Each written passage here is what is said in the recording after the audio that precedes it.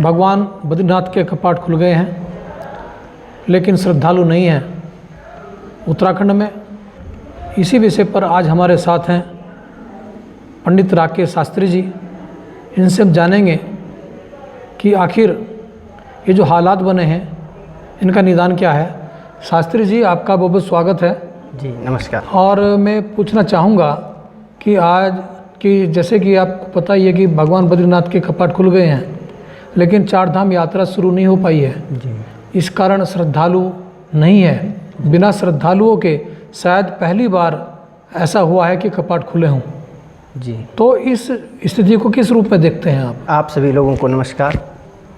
देखिए, ऐसा है, इस समय जो पूरी दुनिया कोविड-19 से गुजर रही है, इस बीमारी से, महामारी से, तो निसंदेह जितने भी हमारे श्रद्धालु लोग हैं और देश विदेश से लाखों करोड़ों की तादाद में वहाँ पर जाते हैं, उनके मन में एक ऐसी भावना है कि हमारे कपाट खुले हैं। और आज जैसे बद्रीनाथ के कपाट केवल 20 श्रद्धालुओं के साथ खुले, जबकि ऐसा कभी पहले हुआ ही नहीं। जो हमने अपने पूर्वजों से सुना है कि ऐसा कभी हुआ ही नहीं। तो ये वास्तव में थोड़ा सा दुर्भाग्यपूर्ण तो है, किंतु वर्तमान जो परिस्थिति है वो भयावह है। इसलिए ऐसे समय पर सभी श्रद्धालुओं ने धैर्य रखा और इस बीमारी से निपटने के लिए सबने अपना सहयोग दिया है, जो कि इस समय अभी थोड़ा ज़रूरी भी है। शास्त्री जी, ये भगवान बद्रीनाथ के कपाट खुल गए हैं जी, लेकिन यहाँ मंदिरों के, मस्जिदों के, चर्च के, गुरुद्वारों के कपाट कब खुलेंगे? जी, और बिल्कुल सही आप पूछ रहे हैं। अब समय आ गया है, क्योंकि काफ़ी सारी चीज़ें खुली है। सभी सरकारों से और एक नागरिक होने के नाते हम ये निवेदन करना चाहते हैं कि सोशल डिस्टेंसिंग के साथ जो इसके नियम हैं उसका पालन हो, और उन नियम पालनों के साथ साथ मंदिरों को और मस्जिदों को, या जितने भी हमारे धार्मिक स्थान हैं, जब अन्य चीज़ें खोली गई है जो कि ज़रूरी है, तो मंदिर और मस्जिद या कोई भी धार्मिक स्थान ये भी बहुत ज़रूरी ही है। इसलिए ये भी खुले जाने चाहिए। अच्छा, जैसा आप अभी जो महामारी है जी, तो क्या शास्त्रों में, पुराणों में या किसी ऐसे ग्रंथ में कुछ इस महामारी के बारे में कुछ लिखा था पहले से कि ऐसा होगा? जी, हमारा गत वर्ष जो संवत्सर था वो परिधावी संवत्सर था, और उस संवत्सर में साल के अंत में हमारे ज्योतिषियों ने भी ऐसी भविष्यवाणी कर रखी है, जो कि स्पष्ट है हमारे पास। उन्होंने ये भविष्यवाणी कर रखी थी कि इस साल के अंत में, हिंदी संवत्सर के अनुसार, साल के अंत में कोई ऐसी महामारी आएगी जिससे लोग परेशान होंगे। वो स्पष्ट है उसमें, और इसकी अवधि भी भारत में 4 से 5 महीने तक लिखा हुआ है। तो यानी उस आधार पर अगर हम देखें ज्योतिषी गणना के आधार पर, तो शायद अगस्त या सितंबर तक ग्रहों के अनुसार ये रह सकती है। नहीं पंडित जी, ये तो बात आप सही कह रहे हैं कि वो तब तक हम रह सकती है, लेकिन क्या इस तरह की जो महामारी है इसका निदान ध्यान के माध्यम से, मेडिटेशन के माध्यम से, पूजा पाठ के माध्यम से, यज्ञ के माध्यम से क्या संभव है? बहुत ही अच्छी बात आपने पूछी है जी। कोई भी चीज़, हर वस्तु को विज्ञान की कसौटी पर नहीं कसा जा सकता है। हमारे अध्यात्म में बहुत सारे प्रश्नों के उत्तर हैं, बहुत सारी बीमारियों के निदान हैं। ध्यान से और पूजन से इस तरह की जो बीमारियां आती है, महामारी आती है, उनसे हमारे रोग प्रतिरोधात्मक क्षमता बढ़ती है।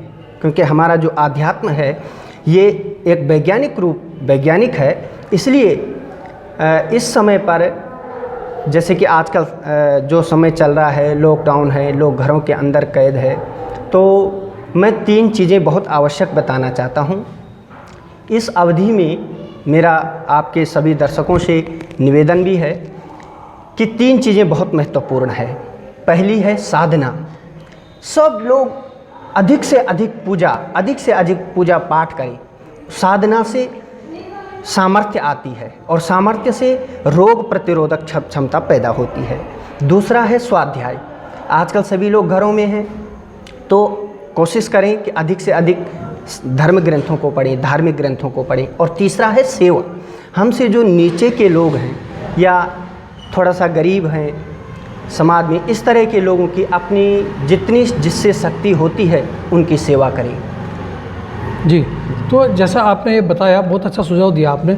मुझे जो जानकारी मिली कि आप भागवत भी करते हैं, तो क्या भागवत में ऐसा कोई व्यवस्था दी है कि इस तरह की जो महामारी आए या ऐसा आपातकाल हो तो किस तरह का हमें धैर्य रखना चाहिए, किस तरह का हमें अपने जीवन में संयम रखना चाहिए? आज सबसे बड़ा जो अभाव है वो यही है, और इसी कारण तनाव और अवसाद की जो बीमारी है वो लोगों में ज़्यादातर बढ़ती जा रही है। जी, जिस प्रकार से हर व्यक्ति के जीवन में एक अच्छा बुरा समय आता है, उसी प्रकार से संपूर्ण सृष्टि पर भी इस तरह की दैविक आपदाएं आती है जो कि हम आप लोगों के वश में नहीं है।